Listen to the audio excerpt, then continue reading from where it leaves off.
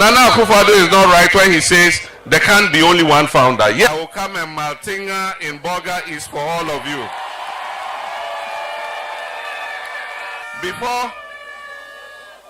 Before I address the main issues, I just want to say something. You see, apart from destroying our economy, apart from plunging Ghana into crisis, one of the things this government wants to do is to rewrite our history. And we shall not allow them to rewrite our history. Because the president said he does not accept that one person can be the founder of a nation. Yes, founding a nation, it takes many people, but there's always that critical one person whose sacrifice and efforts is what finally leads to the attainment of the objective that everybody is working for. And so if you ask South Africans, who is the founder of modern day South Africa, they'll tell you Mandela. But it was not Mandela alone. There was Oliver Tambo, there was Govan Mbeki, and so many of them who fought the armed struggle to achieve independence for South Africa from apartheid. But it was Mandela's sacrifice, being in prison for 20-something years and being the symbol of the struggle, that makes them say Mandela is the founder of modern day South Africa. It is the same thing with Ghana. If you ask Ghanaians, who is the founder of Ghana, who gained independence for Ghana, majority of Ghanaians will tell you Osajifo Dr. Kwame Nkrumah.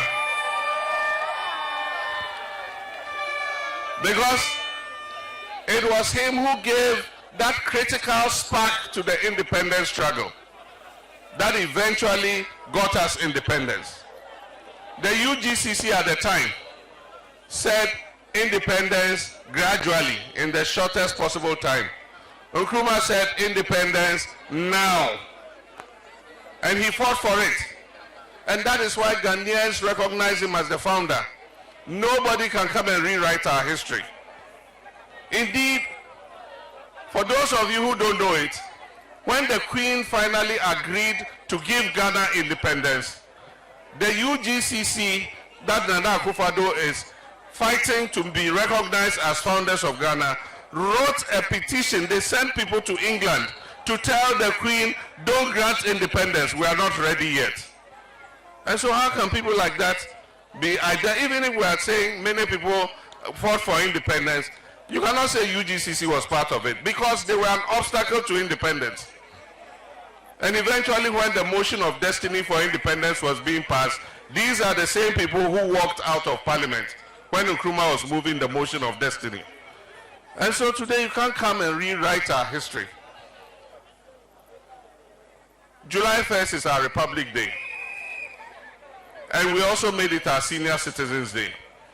They've come to take the holiday from July 1st and gone to put it on August 4th, which is the day the UGCC was founded.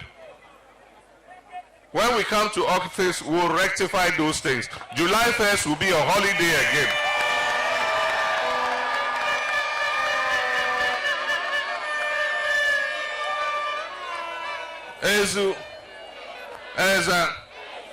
If you say who is the founder of Ghana's Fourth Republic, it's obvious, it's J.J. Rawlings.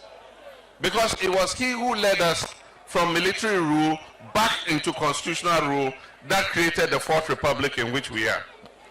But there were many people who worked on it. Justice D.F. Annan was head of National Commission for Democracy. They went round the country and solicited views about what form of government Ghanaians want. But we're not going to say Rawlings, Justice Annan, and who are all founders of the Fourth Republic. There's only one, we in the NDC recognize only one founder of the Fourth Republic of Ghana, and that is Jerry John Rawlings.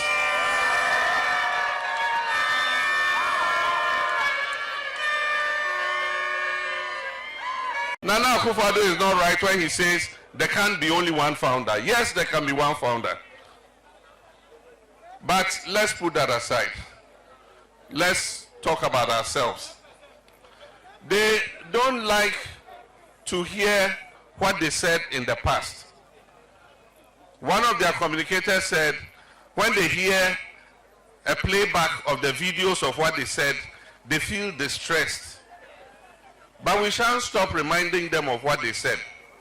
We shall continue to remind them. When they were saying they have the best economic management team, he says, economic management team, Honorable Osafo Mafo, Honorable Alan Chiramanting, Keno Foriata. I mean, I said, what a solid team. Today, we are being told that that team, of which the current vice president is the head. Not that he was the head, he is still the head of the economic management team. Today, that solid team has landed Ghana in the highest debt that we've ever seen in history. 750 billion Ghana cedis. All of us owe. And you think that Nana Akufo Addo is the one going to pay it? No, he's 80-something years.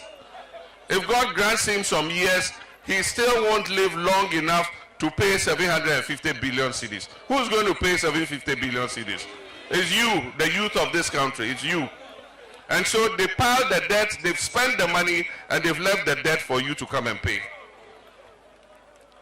And the same people said, Ghana nye here mine.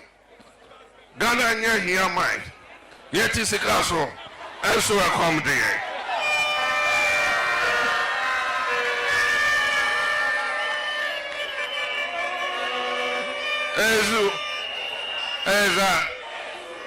The same people who said yet is a castle, and so I come there.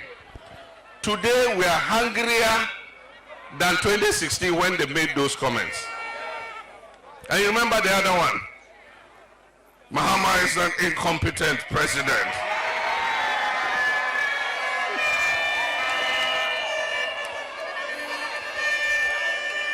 Incompetent. And I warned them. I said, hey, you've never been president before. You don't know what it is to lead a nation. And so be careful what you say. Today, I'm sure they've learned their lesson. Because God, by his grace, gave the power to them. And said, NDC, go and sit aside and let them also handle the country. Today, unemployment, which used to be just above 8% under NDC, is almost 15% under this present administration. And that's why a lot of our young people are here today. They finish school, they have no work to do.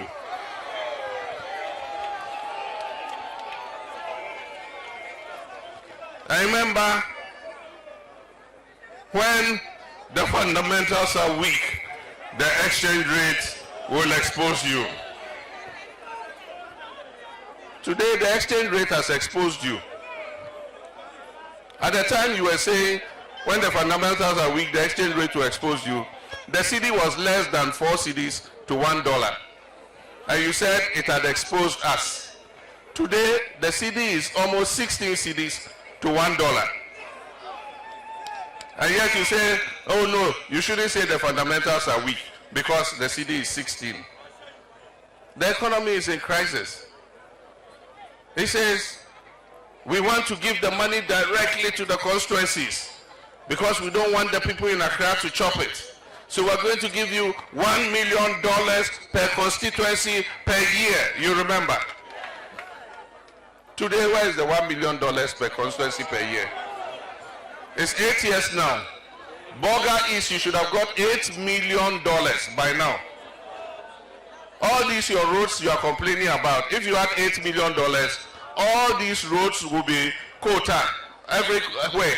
even to the Chief's Palace, Gambigo Naba's house, there would have been quota there if we had $8 million in Bolga East. We're going to build one village, one dam. Every village will have a dam. Even those who got the dams, they are like dark ponds. You can't do any dry season gardening there. If 10 cows drink from that dam every day in the Hamatan dry season, within 2 months that water will be finished. Ezu, we're going to provide every district with a factory. One district, one factory. One district, one factory. Bolga East, where's your factory? Where's your factory? Ezu, you see, every day we will remind them of what they said, because you cannot take the people for a ride. They did it and got away with it in 2016. And they are going to come and lie to you again. Now the new one is that we will come and give all of you smartphones and you pay 1 CD, 2 CDs, 1 CD, 2 CDs.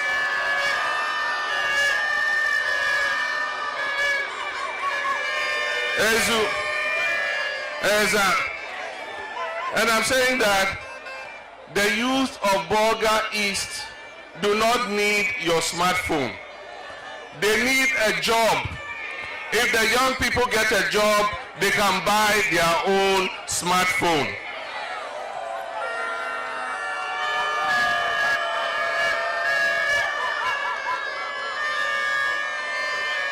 If the young people get a job, they can buy their own smartphone.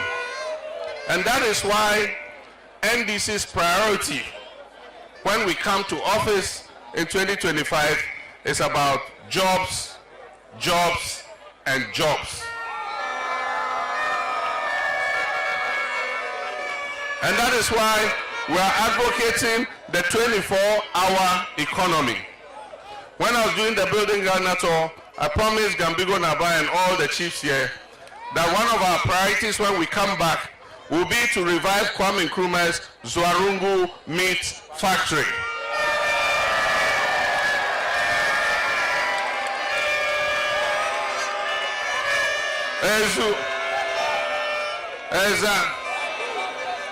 And when we revive the meat factory, it will do what? It will work 24 hours a day so that all our youth here can get work to do.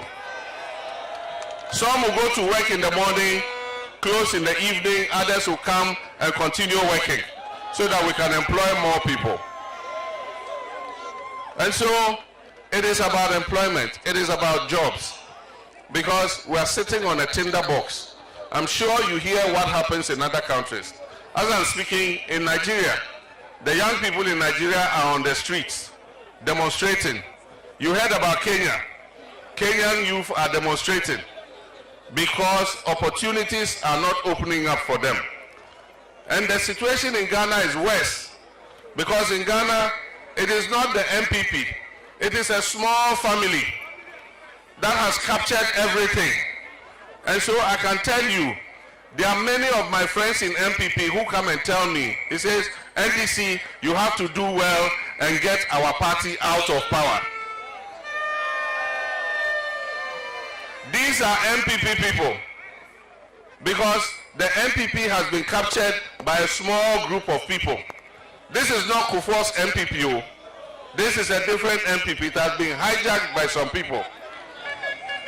And so the Democrats and others in MPP actually want their party to lose so that they can go back into opposition and go and reorganize.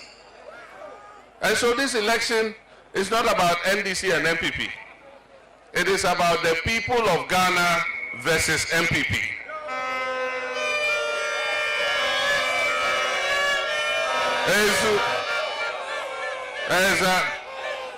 Ghanaians want to rescue their country from that family and friends government. Opportunities of this country must be open to every citizen, no matter your ethnicity, no matter your political affiliation, no matter your religious affiliation, because all of us are first and foremost Ghanaians. All the young people here, you deserve opportunity. We are going to stop that secret recruitment into the security services. They come and pick 1, 2, 3, 4 people and quietly go and put them there. No advertisement.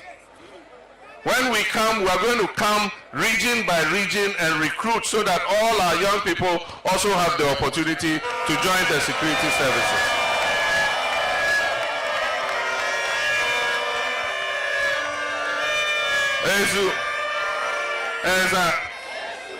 And because of the 24-hour economy, we need more policemen.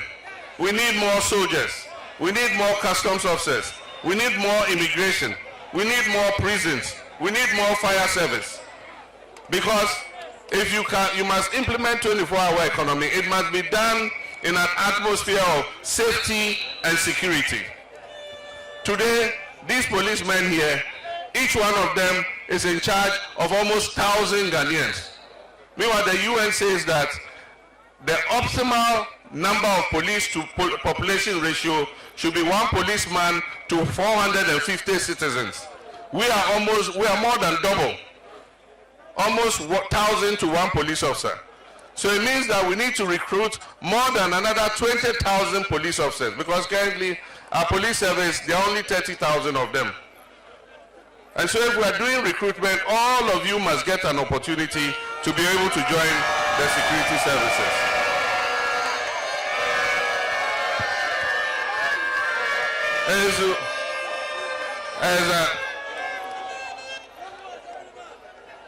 They said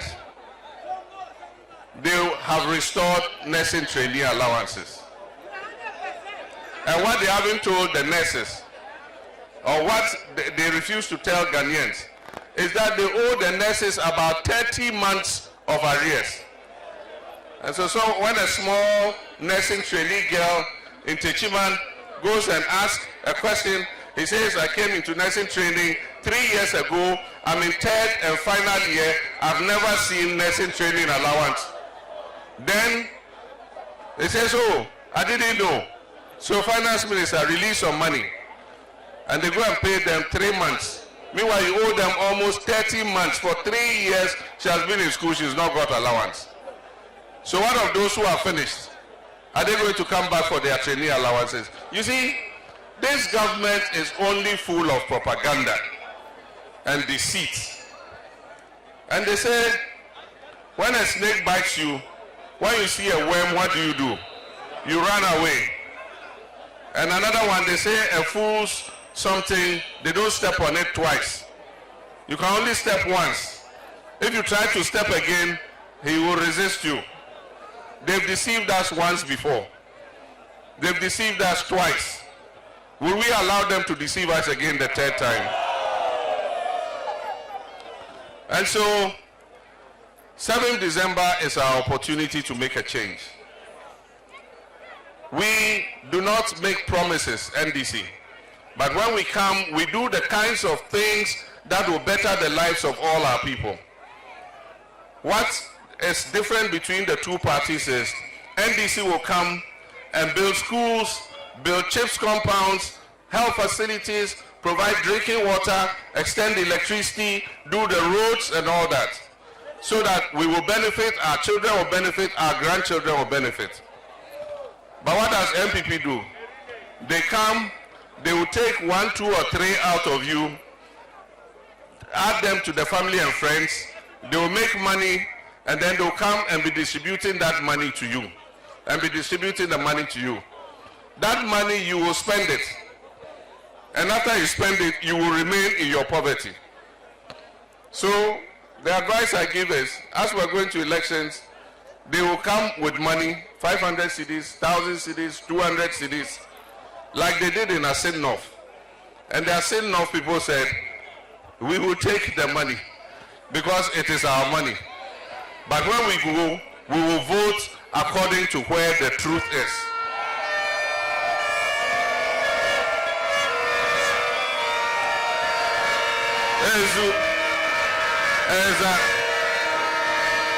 And that is why they lost the Asin North by-election.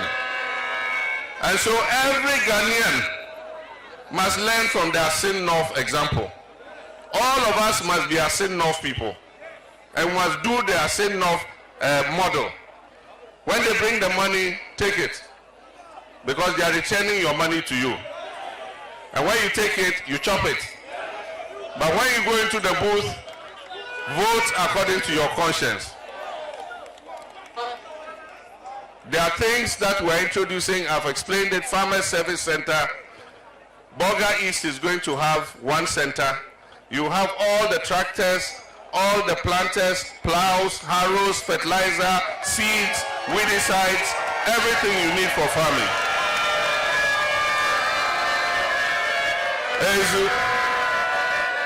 And at the beginning of the farming season, if you are a registered farmer with the center, anything you need, just go to the center, they will come and do it for you.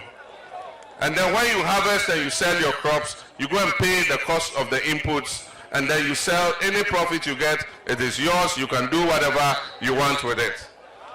They've talked about the Women's Development Bank, and our Queen Mother spoke about it.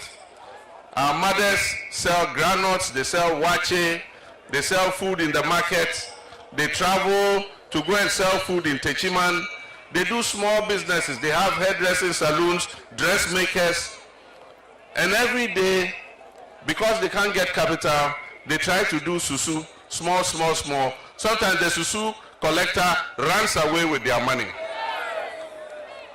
And so we want to prevent our mothers and our sisters from suffering that fate. So we're going to bring you your own bank, Women's Development Bank. And so the small susu you are doing, you put it in the Women's Development Bank. And when you want a loan, you go there at 1,000 cedis, they will give you the loan, and then you pay little by little with very little interest on it.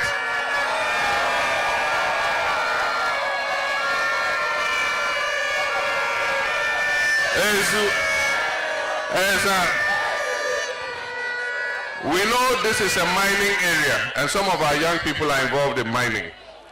When we come, we're going to come and streamline the mining so that our young people, the community, can also benefit from the gold mining that is taking place. So when we come, those of you who are involved in gold mining will come and streamline things so that you can also benefit. We're also telling the big companies that are mining in our area that they should give priority to our youth in this area before they take anybody from anywhere else. If there's vacancy, they should come and recruit our young people, train them, and let them work in the gold mines instead of going somewhere else and going to bring people to come and work. So let me thank you all very much. The night is fast spent. Our candidate is Honorable Dominic Ayine. He is